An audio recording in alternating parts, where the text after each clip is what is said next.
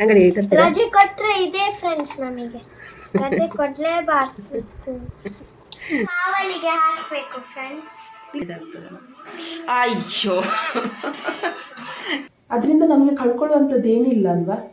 Welcome to my ಕರಾವಳಿ family. Hi friends, ಹೇಗಿದ್ದೀರಾ? ನಾವು ಚೆನ್ನಾಗಿದ್ದೇವೆ, ನೀವು ಕೂಡ ಚೆನ್ನಾಗಿದ್ದೀರಿ ಅಂತ ಅಂದ್ಕೊಂಡಿದ್ದೇವೆ. ಇವತ್ತಿನ ನಮ್ಮ ವಿಡಿಯೋದಲ್ಲಿ ಏನೆಲ್ಲ ಇದೆ ಅಂತ ನೋಡ್ಕೊಂಡು ಬರೋಣ. ನೋಡಿ, ಋತ್ವ ಏನೋ ಮಾಡ್ತಾ ಇದ್ದಾಳೆ. ಋತ್ವ ಎಂತ ಮಾಡಿದೆ ಇವತ್ತು? ಕಟ್ ಮಾಡ್ತಾ ಇದ್ದಾಳೆ. ಗೊತ್ತಾ ಹೇಗೆ ಮಾಡೋದಂತ? ನೀನು ಮಾಡಿದೆ ಇವತ್ತು? ಓಕೆ, ಎಲ್ಲ ನಮ್ಮ ಫ್ರೆಂಡ್ಸ್ನವರಿಗೆಲ್ಲ ತೋರಿಸ್ತೇನೆ ಹೇಗೆ ಮಾಡೋದಂತ. ಕಷ್ಟ ಉಂಟು ಮಾಡಲಿಕ್ಕೆ ಅಲ್ಲ ಈಸಿಯಾ? ಹೌದಾ? ಹೇಗೆ ನಿಮ್ಗೆ ಇದೆಲ್ಲ ಹೇಗೆ ನಿಮಗೆ ಗೊತ್ತಾಗೋದು ಐಡಿಯಾಸ್ ಎಲ್ಲ? ಎಂತಂತ ಮಾಡಬೇಕು ಅಂತಾನಾ? ಯಾರು ಹೇಳಿಕೊಡೋದಿಲ್ಲ? ಹಾಗೆ ಇದೆಲ್ಲ ನಿಮ್ಮದೇ ಐಡಿಯಾದಲ್ಲಿ ಬರೋದು. ಬಜ್ಜಿ ಎಲ್ಲ ಮಾಡಬೇಕು ಈ ಥರ ಫ್ರೈ ಅಂತೆಲ್ಲ ಮೊದಲು ಯಾರು ಮಾಡಿರೋದಿಲ್ಲ. ಆ ಥರ ಕಟ್ ಮಾಡಿ ಐತೀನಿ. ಎಂತ ಮಾಡ್ಲಿಕ್ಕೆ ಇರುತ್ತಾ? ಇನ್ನು ಅದಕ್ಕೆ ಕಾರ್ನ್ ಪೌಡರ್ ಎಲ್ಲ ಹಾಕ್ಲಿಕ್ಕೆ. ಫಸ್ಟ್ ಇದಕ್ಕೆ ಈಗ ಮೆಣಸಿನ ಹುಡಿ ಹಾಕ್ಲಿಕ್ಕೆ. ಅದು ಯಾವುದು ಮೆಣಸಿನ ಹುಡಿ? ಅದು ಕಾಶ್ಮೀರಿ ಚಿಲ್ಲಿ ಪೌಡರ್. ಇದು ಸ್ವಲ್ಪ ಖಾರ ಕಡಿಮೆ ಆಗಿರ್ತದೆ. ಇದು ಸ್ವಲ್ಪ ಖಾರ ಕಡಿಮೆ, ಕಲರ್ ಇರ್ತದೆ. ಇದು ಖಾರ ಕಡಿಮೆ, ಸ್ವಲ್ಪ ಒಳ್ಳೇದಾಗ್ತದೆ ಇದು. ಹಾಕು. ನಾವು ಕಲ್ಲುಪ್ಪು ಹಾಕೋದು. ಕಲ್ಲುಪ್ಪು ಹಾಕೋದು. ಹುಡಿ ಉಪ್ಪು ಇದ್ರೆ ಇದಕ್ಕೆಲ್ಲ ಒಳ್ಳೇದು, ಆದ್ರೆ ನಾವು ಕಲ್ಲುಪ್ಪು ಹಾಕೋದು. ಸಾಕು. ಬೇಕು ಕಡಲೆ ಹಿಟ್ಟು ಹಾಕುವಾಗ ಸರಿ ಆಗ್ತದೆ. ಇನ್ನು ಜೀರಿಗೆ ಇಷ್ಟು. ನೆಕ್ಸ್ಟ್ ಓಮ ಹಾಕ್ಬೇಕು. ನೋಡಿ, ಓಮ ಜೀರಿಗೆ ಮತ್ತು ಓಮ ಹಾಕಿದ್ರೆ ಒಳ್ಳೇದು. ಯಾಕಂದ್ರೆ ಕಡಲೆ ಹುಡಿ ಸ್ವಲ್ಪ ಗ್ಯಾಸ್ಟ್ರಿಕ್ ಆಗ್ತದೆ ಕೆಲವರಿಗೆ. ಸಾಕು ಸಾಕು. ಓಮ ಹಾಕಿದ್ರೆ ಮತ್ತೆ ಜೀರಿಗೆ ಹಾಕಿದ್ರೆ ಒಳ್ಳೇದಾಗ್ತದೆ. ಕಡಲೆ ಹಿಟ್ಟು ಎಂತ? ಕಡಲೆ ಹಿಟ್ಟು ಪುಡಿ ಮಾಡೋದು ಎಲ್ಲ ಹಾಕ್ಬೇಕಾ? ಕಡಲೆ ಹಿಟ್ಟು ಹಾಕಿ ಈಗ ನೀರು ಹಾಕ್ಬೇಕು. ಸಾಕು ಸಾಕು. ಮಿಕ್ಸ್ ಮಾಡಬೇಕು. ಫಸ್ಟಿಗೆ ತುಂಬ ಹಾಕಬೇಡಿ ನೀರು. ಬೇಕಾದ್ರೆ ಮಾತ್ರ. ನಮಗೆ ಇಲ್ಲಿ ಕಡಲೆ ಹಿಟ್ಟು ಸ್ವಲ್ಪ ಕಮ್ಮಿ ಆಗಿದೆ. ಕಾಳು ಮೆಣಸಿನ ಹುಡಿ ಹಾಕ್ಬೇಕು. ಕೆಲವರು ಫಸ್ಟ್ ಲಾಸ್ಟಿಗೆ ಅದು ಬಜ್ಜಿ ಮೆಣಸು ಹಾಕ್ತಾರೆ, ಹಿಟ್ಟೆಲ್ಲ ಕಲಸಿ. ಆ ಥರ ಕೂಡ ಮಾಡ್ಬೋದು, ಈ ಥರ ಕೂಡ ಮಾಡ್ಬೋದು. ಯಾವ ಥರ ಮಾಡಬೇಕಾದ್ರೆ ಸಹ ಕಡಲೆ ಹಿಟ್ಟು ಬೇಕು ತುಂಬ. ನಮ್ಮದು ತುಂಬ ಕಡಿಮೆ ಆಗಿದೆ ಕಡಲೆ ಹಿಟ್ಟು. ತರ್ತಿ ಅಂಗಡಿಗೆ ಹೋಗಿ. ಅಂಗಡಿಗೆ ತರ್ತೀರಾ? ರಜೆ ಕೊಟ್ಟರೆ ಇದೆ ಫ್ರೆಂಡ್ಸ್, ನಮಗೆ ರಜೆ ಕೊಡಲೇಬಾರ್ದು. ಸಾಕು. ನಾನು ತುಂಬ ಕಡಲೆ ಹಿಟ್ಟಾದರೆ ಊಟಕ್ಕೆ ಒಳ್ಳೇದಾಗೋದಿಲ್ಲ. ಸಂಜೆ ಕಾಫಿಗೆಲ್ಲಾದರೂ ಓಕೆ ಒಳ್ಳೇದಾಗ್ತದೆ. ತುಂಬ ಕಡಲೆ ಹಿಟ್ಟು ಹಾಕಿ ಮಾಡೋದಾದರೆ ಊಟಕ್ಕೆ ಈ ಥರನೇ ಇರಬೇಕು. ಇದನ್ನು ತುಂಬ ನಾನು ಫ್ರೈ ಮಾಡ್ತೇನೆ. ನಾನಲ್ಲ, ಋತ್ವ ಮಾಡೋದು. ನೀರು ಹಾಕ್ಬೇಡ ಮಗ. ತುಂಬ ಫ್ರೈ ಮಾಡಿ ಒಂಥರ ಕ್ರಿಸ್ಪಿ ಆಗುವ ಹಾಗೆ ಮಾಡೋದು ನಾವು. ಖುಷಿ ಆಗ್ತದೆ ತಿನ್ಲಿಕ್ಕೆ. ಅದಕ್ಕೋಸ್ಕರ ನಾವು ಸಣ್ಣ ಸಣ್ಣದು ಕಟ್ ಮಾಡಲಿಕ್ಕೆ ಹೇಳಿದ್ರೆ ಋತ್ವನ ಹತ್ರ. ಬೇಡ ಸಾಕು. ಹಾಗಾಗಿ ನಾವು ಸಣ್ಣ ಸಣ್ಣದು ಕಟ್ ಮಾಡೋದು, ಯಾಕಂದರೆ ಕ್ರಿಸ್ಪಿ ಆಗಿರ್ತದೆ. ಅದು ಊಟಕ್ಕೆ ಒಳ್ಳೇದಾಗ್ತದೆ. ಓಕೆ, ಇನ್ನು ಇದನ್ನು ಸ್ವಲ್ಪ ಹೊತ್ತು ಎಷ್ಟೊತ್ತು ಇಡಬೇಕು ಋತ್ವ?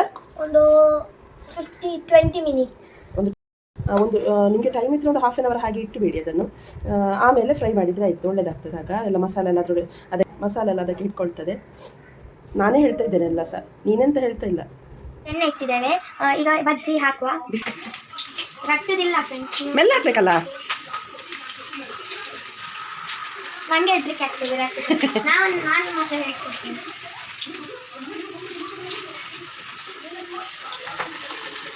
ಹಾಕ್ಬೇಕಾ? ಅದು ಹೊಟ್ಟೆ ಹೊಟ್ಟೆ ತನ್ನಿ. ಎಂತ ಹೊಟ್ಟೆ?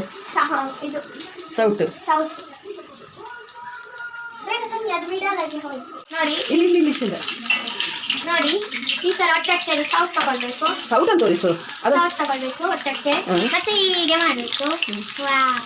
ಬ್ರೌನ್ ಆಗಲಿ, ಯಾಕಂದ್ರೆ ಕ್ರಿಸ್ಪಿ ಬರಬೇಕು. ಸಾಕಾ? ಕ್ರಿಸ್ಪಿ ಆಗಿ ತಿನ್ನಲಿಕ್ಕೆ ಊಟ ಒಳ್ಳೆದಾಗ್ತದೆ ಖಾರ ಖಾರ ಆಗಿ. ಇನ್ನೊಂದು ಅಷ್ಟು ಒಂಥರ ಒಳ್ಳೆದಾಗುತ್ತದೆ. ಕಾರ್ನ್ ಪೌಡರ್ ಹಾಕಿದ್ರಾ? ಕಾರ್ನ್ ಪೌಡರ್ ಅಲ್ಲ, ಕಡಲೆ ಹಿಟ್ಟು. ಕಡಲೆ ಹಿಟ್ಟು ಹಾಕಿದ್ರಾ? ಇದೀಗ ಸ್ವಲ್ಪ ವಾಪಸ್ ಆಗರಿಂದ ತಂದು ಕಡಲೆ ಹಿಟ್ಟು ಹಾಕಿದ್ದು. ಆಗ ಸ್ವಲ್ಪ ಕಡಿಮೆ ಆಗಿತ್ತಲ್ಲ. ಇಲ್ಲ ಸ್ವಲ್ಪ ಹಾಗೆಲ್ಲ ಸ್ವಲ್ಪ. ನಿಮಗೆ ಹೋಟೆಲಲ್ಲಿ ಸಿಕ್ಕುವಾಗೆ ಟೇಸ್ಟ್ ಸಿಗ್ತದೆ, ನೀವು ಮಾಡ್ಬೋದು. ಕಾವಲಿಗೆ ಹಾಕಬೇಕು ಫ್ರೆಂಡ್ಸ್. ಇಲ್ಲ ಸ್ವಲ್ಪ ಹೀಗೆ ಮಾಡ್ಬೇಕು, ಅದಲ್ಲಿ ಎಣ್ಣೆ ಇದಾಗ್ತದೆ. ಅಯ್ಯೋ, ಅದಕ್ಕೆ ಬಿದ್ದದ್ದು ಒಳ್ಳೇದಾಯ್ತು. ಇಲ್ಲ ಇಲ್ಲಿ ಎಣ್ಣೆ ಇಳಿಬೇಕು. ಹಾಗೆ ಬೀಳ್ಬಾರ್ದು ಫ್ರೆಂಡ್ಸ್. ಮತ್ತೆ ನೀನು ಬೀಳಿಸಿದಿ?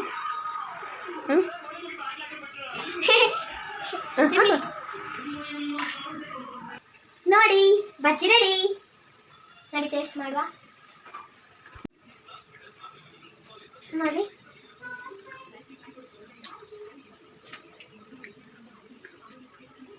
ಸೂಪರ್ ಉಂಟು. ನೀವು ಸ್ವಲ್ಪ ಕ್ರಿಸ್ಪಿ ಮಾಡಿ, ಆಗ ಒಳ್ಳೆ ಆಗ್ತದೆ. ಪಂಚಾಯಿತಿ ಕಟ್ಟೆ. ನಾನಿವತ್ತು ನಮ್ಮ ಪಂಚಾಯಿತಿ ಕಟ್ಟೆಯಲ್ಲಿ ಯಾವ ವಿಷಯ ಮಾತಾಡ್ತಾ ಇದ್ದೇನೆಂದ್ರೆ, ನಾವೆಲ್ಲ ಸಾಮಾನ್ಯವಾಗಿ ಯಾವುದಾದ್ರು ಒಂದು ಶಾಪಿಂಗ್ ಸೆಂಟರ್ಗೆ ಅಥವಾ ಮಾಲ್ಗೆ ಹೋದಾಗ ಅಲ್ಲಿ ಎಂಟ್ರೆನ್ಸ್ ಅಲ್ಲಿ ಚೆಕಿಂಗಿಗೆ ಅಂತ ಒಬ್ರು ನಿಂತಿರ್ತಾರೆ. ಅವರು ನಮ್ದು ಬ್ಯಾಗ್ ಚೆಕ್ ಮಾಡ್ತಾರೆ, ಹಾಗೆ ಆ ಬ್ಯಾಗನ್ನು ವಾಪಸ್ ಕೊಡ್ತಾರೆ. ಹಾಗೆ ಅವರ ಪಕ್ಕನೇ ಒಬ್ರು ವೆಲ್ಕಮ್ ಮಾಡಲಿಕ್ಕೆ ಅಂತ ನಿಂತಿರ್ತಾರೆ. ಪ್ರತಿಯೊಬ್ಬರಿಗೂ ಅವರೊಂದು ಕ್ಯೂಟ್ ಸ್ಮೈಲ್ ಜೊತೆ ನಮಸ್ತೆ ಅಂತ ವಿಶ್ ಮಾಡ್ತಾರೆ. ಅದಕ್ಕೆ ಪ್ರತಿಯಾಗಿ ನಾವು ಅವರಿಗೆ ವಿಶ್ ಮಾಡ್ತೇವಾ? ನಾನು ನಿಮ್ಮಲ್ಲೇ ಕೇಳ್ತಾ ಇದ್ದೆ, ನೀವು ಎಷ್ಟು ಜನ ಅವರಿಗೆ ವಿಶ್ ಮಾಡಿದಾಗ ನೀವು ಅದಕ್ಕೆ ಪ್ರತಿಯಾಗಿ ವಿಶ್ ಮಾಡಿದ್ದೀರಾ? ಅವ್ರು ನಮಸ್ತೆ ಅಂತ ಹೇಳುವಾಗ ನೀವು ಅಟ್ಲೀಸ್ಟ್ ಕೈಯಲ್ಲಿ ನಮಸ್ತೆ ಅಂತ ಮಾಡದಿದ್ರು ಜಸ್ಟ್ ಬಾಯಲ್ಲಿ ಆದ್ರೂ ನಮಸ್ತೆ ಅಂತ ಅವರಿಗೆ ಪ್ರತಿಯಾಗಿ ಹೇಳಿದ್ದೀರಾ? ಓಕೆ, ಅದು ಬೇಡ, ಒಂದು ಸ್ಮೈಲ್ ಆದ್ರೂ ಕೊಟ್ಟಿದ್ದೀರಾ? ಅವರು ಆ ನಮಸ್ತೆ ಮಾಡಿದಾಗ ಹೆಚ್ಚಿನವರು ವಿಶ್ ಮಾಡೋದಿಲ್ಲ, ಸ್ಮೈಲ್ ಕೊಡೋದಿಲ್ಲ, ಸೀದಾ ಹೋಗ್ತಾರೆ. ಅಟ್ಲೀಸ್ಟ್ ಒಂದು ಕೈ ಮುಗ್ದು ನಮಸ್ತೆ ಮಾಡ್ಲಿಕ್ಕೆ ಆಗದಿದ್ರು ಒಂದು ಬಾಯಲ್ಲಿ ಆದ್ರೂ ನಮಸ್ತೆ ಅಂತ ಹೇಳ್ಬೋದು. ಅದು ಆಗದಿದ್ರು ಒಂದು ಸ್ಮೈಲ್ ಆದ್ರೂ ಕೊಟ್ಟು ಹೋಗಿ ಅವರಿಗೆ. ಕೆಲವರು ಹೇಳ್ತಾರೆ ಅವರವರ ಕೆಲಸ ಮಾಡ್ತಾ ಇದ್ದಾರೆ ಅಂತ, ಅವರ ಹೊಟ್ಟೆ ಪಡೋದಕ್ಕೆ ಕೆಲಸ ಮಾಡ್ತಾ ಇದ್ದಾರೆ ಅಂತ. ಏನೇ ಆಗ್ಲಿ ಅವರದ್ದು ಕೆಲಸ ಅದಕ್ಕೋಸ್ಕರ ಮಾಡ್ತಾ ಇದ್ದಾರೆ ಅಂತ ಆದ್ರೂ ಅದನ್ನೊಂದು ಕ್ಯೂಟ್ ಸ್ಮೈಲ್ ಜೊತೆ ಅವ್ರು ಮಾಡ್ತಾ ಇದ್ದಾರಲ್ಲ, ಅದಕ್ಕೊಂದು ಸ್ಮೈಲ್ ಕೊಟ್ಟು ಹೋಗಿ. ಅದರಿಂದ ನಮಗೆ ಕಳ್ಕೊಳ್ಳುವಂಥದ್ದು ಏನಿಲ್ಲ ಅಲ್ವಾ? ಮತ್ತೊಂದು ನಾನು ಹೇಳುದಂದ್ರೆ, ಅಲ್ಲಿ ಆ ಥರ ಚೆಕಿಂಗ್ ಮಾಡೋರ ಜೊತೆಗೆ ಈ ತರ ಒಂದು ವಿಶ್ ಮಾಡುವವರನ್ನು ನಿಲ್ಲಿಸ್ಕೊಳ್ಳುವ ಅಗತ್ಯ ಇದೆಯಾ ಅಂತ ನಾನು ಕೇಳ್ತಾ ಇರೋದು. ಯಾಕಂದ್ರೆ ನಾವು ಪ್ರತಿಯಾಗಿ ಅವರಿಗೆ ಅದಕ್ಕೆ ನಾವು ಕೂಡ ವಿಶ್ ಮಾಡಿದ್ರೆ, ಅಥವಾ ಯಾರಿಗೆ ಒಂದು ಕಸ್ಟಮರ್ ಬಂದು ಅದಕ್ಕೆ ಪ್ರತಿಯಾಗಿ ವಿಶ್ ಮಾಡಿದ್ರೆ ಅಥವಾ ಸ್ಮೈಲ್ ಕೊಟ್ಟರೆ ಅವರಿಗೆ ಅದರಲ್ಲಿ ಖುಷಿ ಸಿಗ್ತದೆ. ಆದ್ರೆ ಹೆಚ್ಚಿನವರು ಅವರ ಕಡೆ ತಿರುಗಿ ಕೂಡ ನೋಡುದಿಲ್ಲ, ಆದ್ರೂ ಕೂಡ ಸ್ಮೈಲ್ ಕೊಟ್ಟು ಪ್ರತಿಯೊಬ್ಬರಿಗೂ ವಿಶ್ ಮಾಡ್ತಾನೆ ಇರ್ತಾರೆ. ಕೆಲವರು ಹೇಳ್ಬೋದು ಅದು ನಮ್ಮ ಸಂಸ್ಕೃತಿ, ಈಗ ನಾವು ಮನೆಗೆ ಬಂದ್ರೆ ವಿಶ್ ಮಾಡೋದಿಲ್ವಾ ಆ ತರ, ಅದಕ್ಕೋಸ್ಕರ ನಾವು ಇಟ್ಕೊಂಡಿದ್ದೇವೆ ಆ ತರ ಅಲ್ಲಿ ಎಂಟ್ರೆನ್ಸ್ ಅಲ್ಲಿ ಅಂತ. ಓಕೆ, ಅವರನ್ನು ನಿಲ್ಲಿಸಿ. ಆದ್ರೆ ನಿಮ್ಮ ಒಂದು ಸಂಸ್ಕೃತಿಗೆ ಪ್ರತಿಯಾಗಿ ನಾವು ಏನು ಕೊಡ್ತಾ ಇಲ್ಲ ಅಲ್ವಾ? ಮತ್ತೆ ಯಾಕೆ ಅಲ್ಲಿ ಅವರನ್ನು ನಿಲ್ಲಿಸಬೇಕು?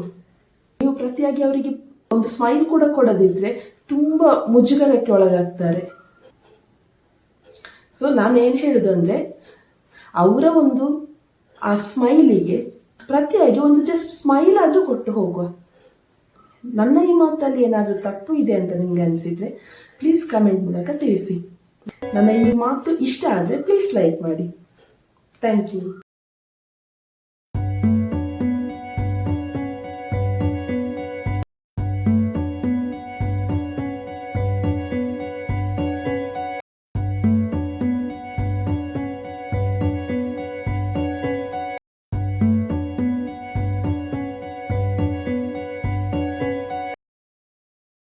ನಮ್ಮ ವಿಡಿಯೋ ನಿಮಗೆ ಇಷ್ಟ ಆಗಿದ್ರೆ ಪ್ಲೀಸ್ ಲೈಕ್ ಮಾಡಿ, ಶೇರ್ ಮಾಡಿ, ಕಮೆಂಟ್ ಮಾಡಿ. ಹಾಗೆ ಸೈಡ್ ಅಲ್ಲಿರೋ ಬೆಲ್ ಅನ್ನು ಟಿಂಗ್ ಟಿಂಗ್ ಅಂತ ಕ್ಲಿಕ್ ಮಾಡಿ. ಬಾಯ್. ಬಾಯ್.